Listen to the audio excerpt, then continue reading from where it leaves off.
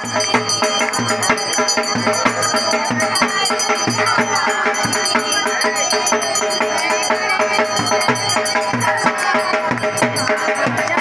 यहाँ पे आज गणपति विसर्जन हो रहा है। तो अभी के टाइम पे मैं भी रेडी हो गई हूँ और मैं जा रही हूँ अभी गणपति विसर्जन में।